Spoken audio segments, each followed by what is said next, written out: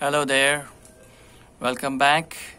This time I've come up with a very interesting experiment of the Cartesian Diver.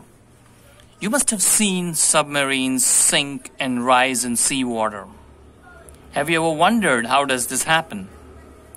Well, in submarines they change the amount of water in the ballast tanks, and so the submarine goes up or down. This can be understood by a simple physics demonstration of a Cartesian diver. Here you can see our apparatus of the Cartesian diver. It's a soda bottle filled with water with an inverted test tube inside, which is half filled with water and half with air. Now, the reason why there is air is that if there's no air, then the test tube will sink. The test tube is actually our Cartesian diver. Now look at this magical thing. Now when I squeeze the bottle, as I'm doing right now, the test tube or our Cartesian diver sinks or goes down.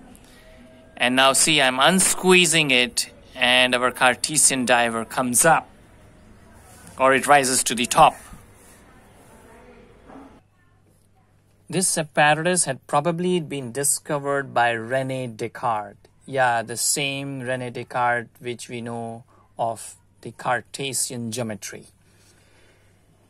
But the first documented account and evidence was given by a contemporary of Descartes and a favorite student of Galileo called Raffaello Maggiore in 1648. As you can see over here, it was in 1648. This account was given by Raffaello Maggiore.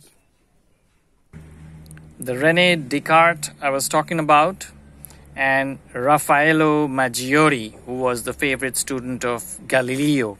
This was done in 1648, as I just mentioned. Now, why is this test tube floating and not sinking? Well, that's because the density of matter in the test tube, here we have two things, water and air, is lesser than the density of water around it. Now, the test tube also experiences a buoyant force, which is due to the amount of water it displaces according to Archimedes' principle.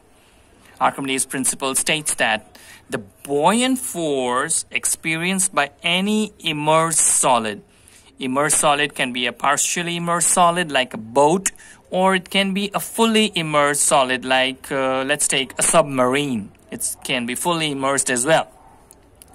So the buoyant force, that is the upward force experienced by any immersed solid, partially or fully, in a liquid, is equal to the weight of the liquid it displaces. It moves away, it displaces, pushes away, and here we have water. You can learn more about Archimedes' principle in my another video, which is specifically on Archimedes' principle. Now here, if the liquid is denser, like say seawater instead of this ordinary tap water that I have in there, then it would produce more buoyant force, as the weight of the seawater would be more than the same amount of the tap water.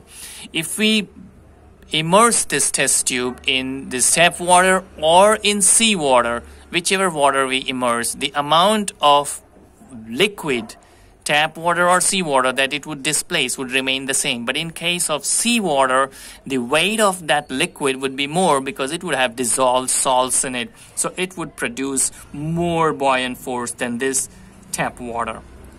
Now, when I squeeze the bottle, I want you to have a look at the level of water inside the test tube. Very closely you need to observe that. You will see that it rises. Now, can you say, why does it rise? I'll show you again. See, first, the level rises and then the test tube starts moving down. There you can see it.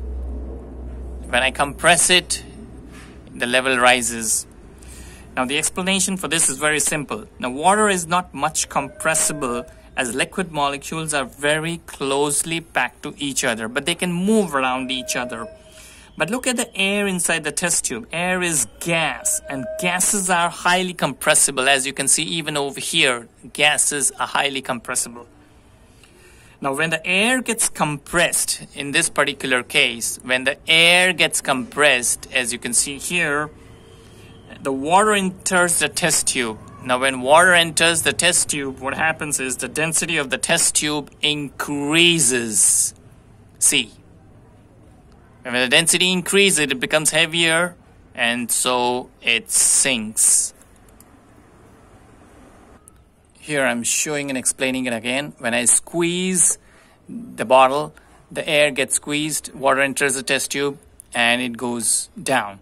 Now, see, when I unsqueeze the bottle, the water from inside the test tube comes out and the air becomes uncompressed, and so the density of the test tube decreases, and so it rises up. Just have a look at this. Here it is compressed. Now when I unsqueeze it, the air slowly moves out, and so the density, water moves out. The air uncompresses, the water moves out, and so it becomes lighter, and so it rises up. Take a look again. Here. Now when I'm releasing the pressure, the water inside the test tube goes down, and so the density decreases, and so the test tube rises up.